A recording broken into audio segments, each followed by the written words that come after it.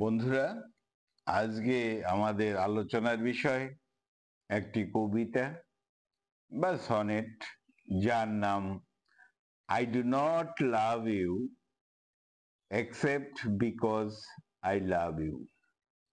I do not love you except because I love you, written by Pablo Neruda. এই Pablo Neruda তিনি যথেষ্ট inspired হয়েছিলেন, অনুপ্রাণিত হয়েছিলেন একজন চেক পোয়েট যার নাম ছিল জ্যান নেরুদা, এবং এই জ্যান নেরুদার নাম অনুসারেই তিনি তার নাম রেখেছিলেন প্যাবলো নেরুদা। তিনি একজন বিখ্যাত চিলিয়ান পোয়েট ছিলেন, চিলি দেশের কবি।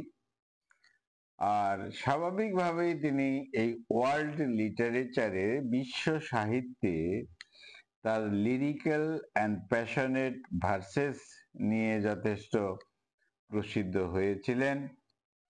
নেরুদা তিনি পুরস্কৃত হয়েছিলেন নোবেল প্রাইজে সাহিত্যক্ষেত্রে, যেটা তিনি পেয়েছিলেন 1971। আর এই প্যাবলো নেরুদাকে 20th সেঞ্চুরির একজন বিখ্যাত কবি হিসাবেই মেনে নেওয়া হয়েছে। প্যাবলো নেরুদা তার যে লাভ পোয়েট্রি, তার লাভ পোয়েট্রির মধ্যে বিশেষ কিছু ক্যারেক্টারিস্টিক্স রয়েছে, যেমন sensual imagery, passionate emotion, collection of beloved, poetic devotion, romantic idealism and universal themes. এই ছিল তার কবিতার বিশেষ বৈশিষ্ট্যগুলো। আজকে আমাদের যে আলোচনা, যে সনেট বা যে কবিতা, তা হলো I do not love you except because I love you. এখানে একটা সুন্দর এক্সাম্পল রয়েছে, অর্থাৎ এই কবিতাটি একটি beautiful example of complexities of love. Complexities of লাভের একটা বিশেষ উদাহরণ হলো এই কবিতাটা। It says something contradictory feelings and emotions that love can evoke. এই ভালোবাসা নিয়ে একটা জটিল বিষয় আলোচনা করা হয়েছে এই কবিতার মধ্যে। এখানে যে টাইটেলটি রয়েছে, I do not love you except because I love you, এখানে কবি লাভকে একটা বিশেষভাবে দেখিয়েছেন, অর্থাৎ love is not based on the exact reason. কোনো কারণের উপর নির্ভর করে ভালোবাসা হয় না। ভালোবাসা স্বাভাবিকভাবেই হয়। ভালোবাসার জন্য বিশেষ কোনো এক্সাক্ট রিজন, কারণ থাকে না, বা সেটা বলা যায় না বা প্রকাশ করা যায় না। ইট এক্সিস্ট বিকজ ইট ডাজ। ভালোবাসাটা হয় কারণ ভালোবাসাটা হয়। এটার কোনো কারণ বা কোন কারণে ভালোবাসা হলো একে অপরের সাথে, এরকম ব্যাখ্যা করা যেন খুবই কঠিন।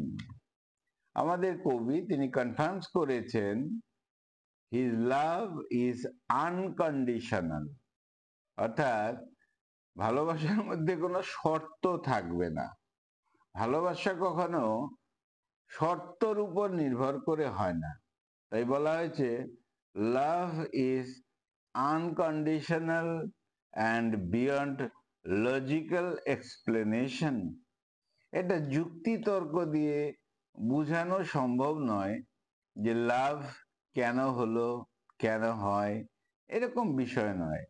এর মধ্যে কোনো কন্ডিশন চলবে না, এর মধ্যে কোনো কন্ডিশন, শর্ত থাকে না, অর্থাৎ লাভ ইজ আনকন্ডিশনাল। কবি এখানে ব্যাখ্যা করেছেন his love that flows endlessly.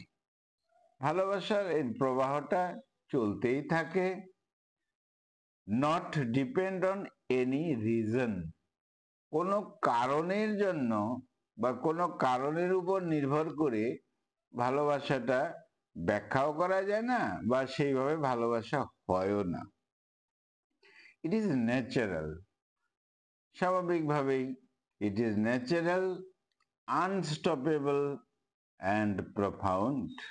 ভালোবাসাটা যেন প্রকৃতিগত, ন্যাচারাল, স্বাভাবিকভাবেই হয়, আনস্টপেবল, এটাকে থামিয়ে রাখাও যায় না, প্রফাউন্ড, এটা যথেষ্ট গভীর। কবি এখানে তুলনা করেছেন his love from cold to fire, অর্থাৎ তার যে ভালোবাসাটা একটা সময় কোল্ড বা নীরব ছিল, সেটার থেকেই এটা কোল্ড টু ফায়ার নতুন করে একটা রূপ নিয়েছে, একটা অনুভব নিয়েছে। অর্থাৎ এখানে love from cold to fire illustrates the powerful nature of feelings of love. এর দ্বারা বোঝায় যে পাওয়ারফুল নেচার অফ ফিলিংস, অনুভবের একটা শক্তিশালী বিষয় রয়েছে, শক্তিশালী অনুভব রয়েছে এই ভালোবাসার, এটা অনুভবের দ্বারাই বুঝতে হয়। এখানে যে কবিতাটা, এখানে স্বাভাবিকভাবেই বলা হয়েছে যে এখানে রিজন বা কোনো লজিক দিয়ে বোঝানো সম্ভব নয় যে ভালোবাসাটা কি বা কেন ভালোবাসা যেটা গঠিত হয়, এটা কারণ দিয়ে বোঝানো যায় না। এখানে আমাদের কবি বলতে চেয়েছেন essence of love as a force that sharp our lifes. আমাদের এই যে ভালোবাসা, এটা একটা শক্তি, এটা দ্বারাই জীবনটা গঠিত হয়। এখানে কবি প্রকাশ করতে চেয়েছেন deep emotion and reflection of love, ভালোবাসার প্রতি একটা আবেগ প্রতিফলন, ভালোবাসা, সে কথাটাই ব্যাখ্যা করা হয়েছে এই কবিতায়। আর এখানে কবি কবিতার প্রথমে ডিক্লারেশন করেছেন যেন লাভ ইজ নট কন্ডিশনাল। ওই বলা হলো প্রেমটা কোনো শর্ত সাপেক্ষ নয়। কেন ভালোবাসি, হয়তো প্রেমিক প্রেমিকা একে অপরকে জিজ্ঞেস করেছে তুমি আমাকে কেন ভালোবাসো, তো কবি বলছেন যে এটার সঠিক উত্তর তো হয় না, কেন ভালোবেসেছো, তাহলে একটা কজ এন্ড এফেক্ট থেকে যায়, অর্থাৎ কারণ থেকে যায়, রিজন থেকে যায়, একটা শর্ত থেকে যায়। তাই লাভ ইজ নট কন্ডিশনাল, এটা শর্ত সাপেক্ষ নয়, ইট ইজ স্পন্টেনিয়াস। ভালোবাসাটা স্বতঃস্ফূর্ত ভাবে, স্পন্টেনিয়াস ফ্রম হার্ট, হৃদয় থেকে স্বতঃস্ফূর্ত ভাবেই এই ভালোবাসাটা আসে। ইট is a source of happiness and fulfilment. কবি বলেছেন যে ভালোবাসাটা শর্তহীন, স্বতঃস্ফূর্ত ভাবে মন থেকে, হৃদয় থেকে আসে, আর এটাই হলো হ্যাপিনেস, সুখ বা ফুলফিলমেন্টের, এটা হলো উৎস, সোর্স। যাই হোক, কবি এখানে একটা ট্রান্সফরমেটিভ পাওয়ার অফ লাভের কথা বলেছেন, রূপান্তরিত, তার দ্বারা অ্যাবিলিটি টু ব্রিং জয়, এই ভালোবাসার দ্বারা একটা আনন্দ আসে, সুখ আসে, এ ডিপার আন্ডারস্ট্যান্ডিং অফ ওয়ানসেলফ, ভালোবাসার দ্বারা একটা গভীর আন্ডারস্ট্যান্ডিং ইত্যাদি হয়। তাই সঠিক কথায় বলা যায় না কেন ভালোবাসি, কোন কারণে ভালোবাসি, এমন বিষয় নয়, ভালোবাসি কারণ ভালোবাসি, ব্যাপারটা এরকম। এই জন্য সঠিক কোনো উত্তর হয় না, তুমি ভালোবাসো কেন, কারণ আমি তোমায় ভালোবাসি, এমনটাই উত্তর। ভালোবাসি বলেই ভালোবাসি। The poet can not live without loving her. কবিতায় প্রকাশ পেয়েছে যে কবি বা প্রেমিক, কবি প্রেমিক, তিনি বাঁচতেই পারবেন না উইদাউট লাভিং হার, তার প্রেমিকাকে ভালো না বেসে। এটা একটা particular moment comes to head. কখনো হঠাৎ এমন কিছু আসে যে প্রেমিকাকে বা একে অপরে যাকে ভালোবাসে তার প্রতি ঘৃণা আসে, ঘৃণা করতেও যেন মন চায়, এমন একটা সিচুয়েশন আছে। বাট হি ক্যান নট হেট। মনে যদি ঘৃণা জাতীয় কিছু আসে কোনো কারণে, তবু he or she can not হেট, ঘৃণা করতে পারে না। But love him or her. ঘৃণার বিষয়টা যদি আসে, তবু মনে হয় তার প্রতি উত্তরে বাট লাভ হার অর হিম, একে অপরকে ভালোই বাসে। There is done something confusingly. এটা একটা বিভ্রান্তের বিষয়ের মতো মনে হয় যেন। কোনো ভালোবাসার মানুষের প্রতি ঘৃণা, তিক্ততা, বিটারনেস যদিও আসে, কিন্তু প্রতি উত্তরে যেন আবার সেই ভালোবাসাটাই জুড়ে যায়। যাই হোক,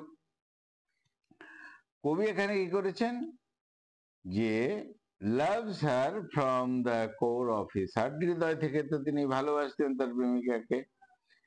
his heart aches, মনে অনেক সময় দুঃখ যন্ত্রণা আসে, পীড়ন আসে, yet he loves her all the more, কিন্তু ভালোবাসে তাকে বেশি, প্রতি উত্তরে এটাই ঘুরে ঘুরে আসে।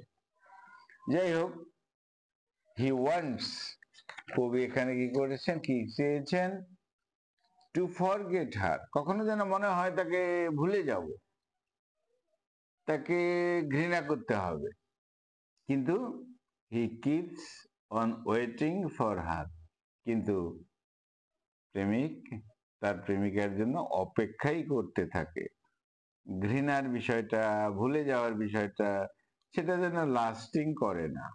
Although he says to himself that he should not be waiting for her, অর্থাৎ ভুলে যাব কথা আসুক কিংবা মনে কোনো ঘৃণা বা তিক্ততার বিষয় আসুক, কিন্তু শেষ পর্যন্ত দেখা যায় যে একে অপরের জন্য ওয়েটিং করছে, অপেক্ষাই করছে। On the other hand, the poet thinks that the coldness, এখানে যে কোল্ডনেস এর কথা বলা হয়েছে, coldness of his heart turns into a deep fire, অর্থাৎ যে কোল্ডনেস মনের মধ্যে এক সময় ছিল, সেটা থেকে একটা ফায়ার, লাভ, এরকম বিষয় আসে এখানে। ফায়ার, লাভের বিষয়টাই আসছে, একটা পেশেন্ট ফর হার। যাই হোক, his heart is burning in love for her, অর্থাৎ মূলত শেষে দেখাই যায় যে তার হৃদয়, হিজ হার্ট ইজ বার্নিং, জ্বলে ওঠে, ইন লাভ, ভালোবাসায়, ফর হার অর হিম, তার জন্য, একে অপরের জন্য। সেকেন্ড স্ট্যান্জাতে আমরা দেখব কবি এখানে কি করছেন, বলছেন the poet is analysing the reason for why he loves her so deeply. কবি প্রয়াস করছেন যে কেন ভালোবাসে তার উত্তরটা তিনি দেবেন, কিন্তু he is unable to find out the reason. ঠিক কেন ভালোবাসে তার উত্তরটা কবি দিতে পারছেন না সঠিক। এই জন্য আমি তোমাকে ভালোবাসি, এটা বলা সম্ভব নয়। তাই তিনি বলছেন আমি তোমাকে ভালোবাসি কারণ আমি তোমাকে ভালোবাসি। হি জাস্ট নোজ দ্যাট, কবি জানেন, হি is in love with her, তাকে ভালোবাসে, অর্থাৎ একে অপরকে ভালোবাসে, এটাই জানে, আর কিছু না। Love is true from the core of his heart, হৃদয় থেকে এটা একটা সঠিক জিনিস, কিন্তু কেন, এর কারণ কি, এটা ব্যাখ্যা করার কিছু নেই। There is no reason for this love, কোনো রিজন নাই ফর দিস লাভ, এই ধরনের ভালোবাসার প্রতি। কবি জানেন যে his love causes pain in his heart, হৃদয়ে মনে যন্ত্রণা আসে ভালোবাসার জন্য, but wants to change this feeling, অনেক সময় চেঞ্জও করতে চান, but as he thinks of doing so, কিন্তু সেটা তো পারেই না, বরং তাকে ভালোই বাসে। অর্থাৎ হি জাস্ট হেল্পলেস, কবি যথেষ্ট অসহায়, তাকে ভালো না বেশে পারবেই না, সম্ভবই নয়। He bends in front of her and longs for her love, নিজে ঝুঁকে পড়ে প্রেমিকার কাছে ভালোবাসার জন্য, আকাঙ্ক্ষা করে। হি লাভ হার ব্লাইন্ডলি, মূলত কথা হলো অন্ধভাবে সে ভালোবাসে। নেক্সট যাতে আমরা দেখব, কবি এখানে চিন্তা করছেন যে approaching the month of January, জানুয়ারির কথা উল্লেখ করা আছে, উইন্টার সিজন মূলত। কেন?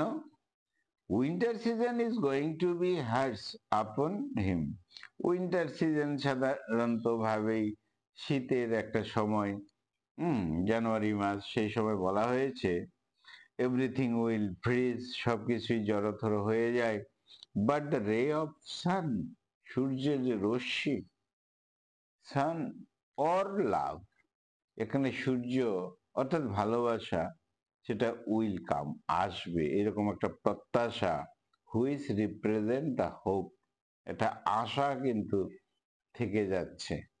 ইট সিমস দ্যাট, বোঝাচ্ছে, ইন দ্য মান্থ অফ জানুয়ারি, এখানে যে জানুয়ারি মাসের কথা উল্লেখ করা হয়েছে, এখানে কবি একবার ভাবছেন যে সে হয়তো চলে যাবে, দূরে চলে যাবে, কে? প্রেমিকা। কিন্তু this will make his heart tear apart, হ্যাঁ, মনকে ব্যথিত করবে, এটা নিয়ে তার ভয় রয়েছে। This will take away from his inner peace, তবে এই ভয় থেকেই আবার যে প্রত্যাশা, একটা আশা যে সূর্য বা লাভ আসবে, এটাই তাকে আবার একটা অন্তরে সান্ত্বনা দেয়। লাস্ট যাতে আমরা দেখব, কবি এখানে গভীরভাবে দুঃখিত হয়েছেন, একটু ব্যথিত। তিনি ভাবছেন যে she will never come back, তার প্রেমিকা হয়তো ফিরে আসবে না জানুয়ারি মাসের পরে, অর্থাৎ ওই ধরনের সিচুয়েশনের পরে। হি ইজ ইন ডাউট, কবির সন্দেহ হচ্ছে যে he loves or does not love her, তাকে ভালোবাসবে কি বাসবে না। কিন্তু কি হচ্ছে, ফাইনালি হি থিংস, চিন্তা করছেন, it is not, it is not possible, এটা তো সম্ভব নয়, it is not possible to live without হার, তাকে ছাড়া, তাকে ভালো না বেসে তো বেঁচে থাকা সম্ভব নয়। এভাবেই কবি অনুভব করেছেন হি উইল বি ডাইড, একদিন বুঝি মারাই যাবেন, এই প্রেম ভালোবাসা তাকে ছাড়া, এরকম একটা চিন্তা এসেছে।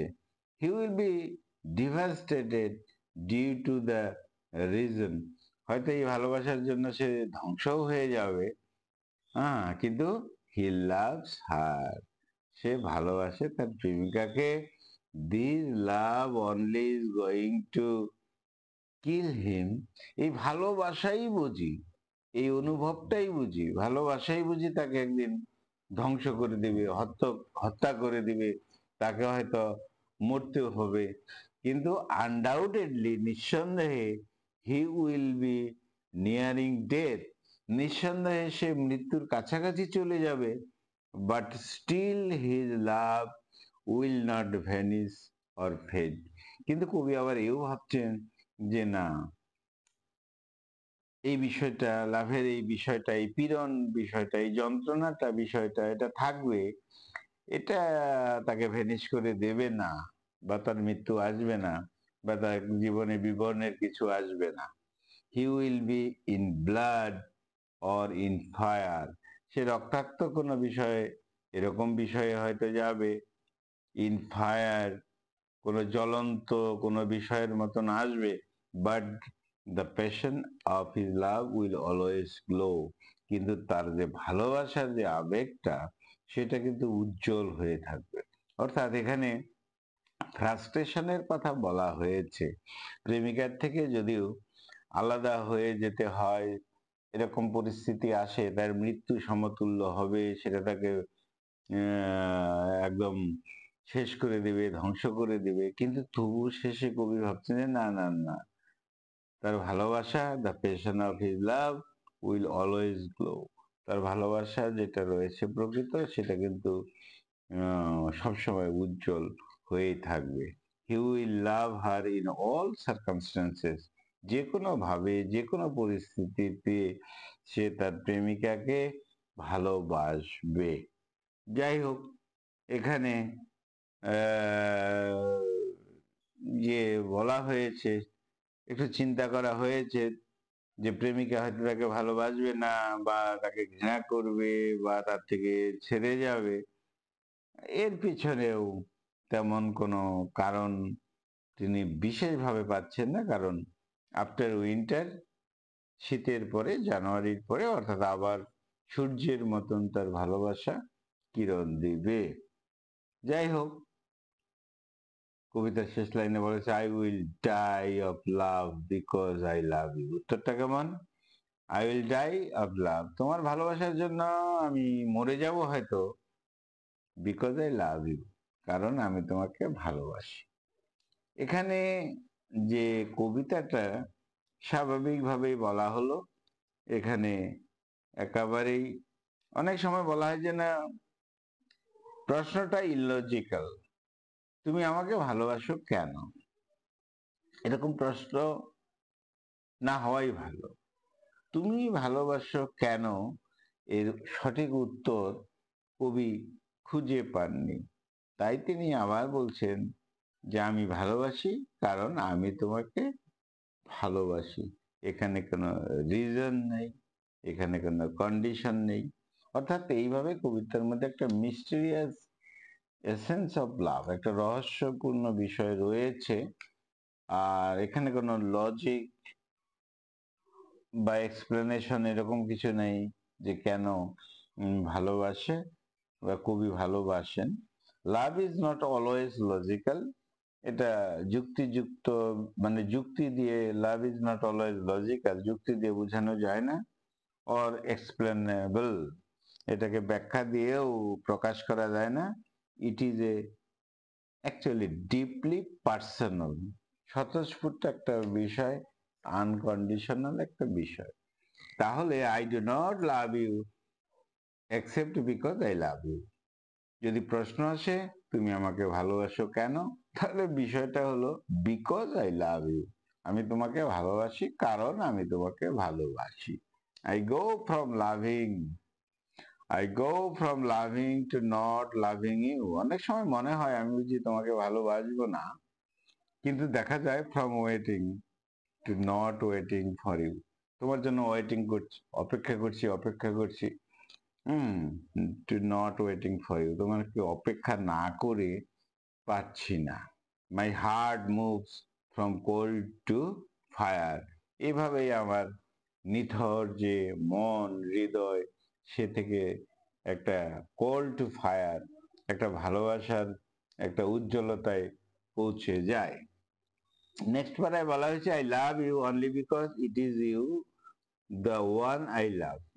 কেন ভালোবাসি? কারণ আমি তোমাকে, তুমি একজন, তোমাকে ভালোবাসি।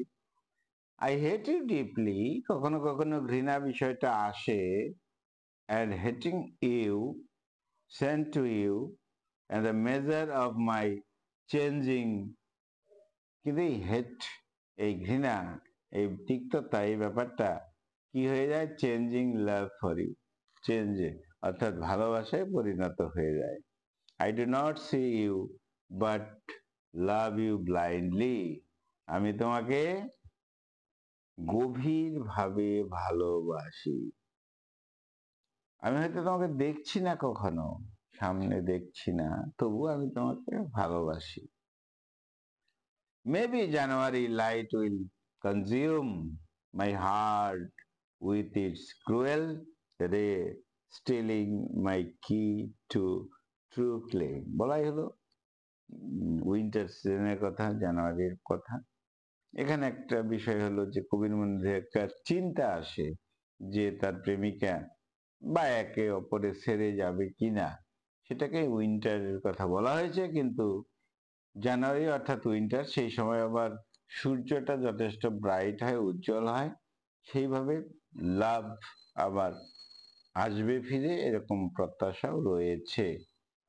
শেষে বলা হয়েছে, in this part of the story I am the one, কবি বলছেন আই এম দ্য ওয়ান, আমি একজন, হু ডাইজ, তোমার ভালোবাসায়, তোমার ভালোবাসার জন্য হয়তো আমি মরেই যেতে পারি, দ্য অনলি ওয়ান, একমাত্র আমি, and I will die of love, ভালোবাসার জন্য মরেই যেতে পারি, বিকজ আই লাভ ইউ, আমি ভালোবাসার জন্য মরেই যেতে পারি, তোমার ভালোবাসার জন্য মরেই যেতে পারি, কারণ আই লাভ ইউ। শেষ line, because I love you, love in fire and blood, যে পরিস্থিতিতেই হোক আমি তোমাকে ভালোবাসি, আই লাভ ইউ বিকজ, তার কারণ যদি জানতে চাও যে আমি তোমাকে ভালোবাসি কেন, তার কারণটা হলো আই লাভ ইউ। বন্ধুরা, এই ছিল আমাদের আজকের আলোচনার একটা স্বাভাবিক আলোচনা, কবিতা, I do not love you except because I love you, অর্থাৎ আমি তোমাকে ভালোবাসি, কেন ভালোবাসি, কারণ আমি তোমাকে ভালোবাসি। বন্ধুরা, খুব ভালো থেকো, আমার চ্যানেলটা সাবস্ক্রাইব করো। Thank you, thank you, thank you, thank you.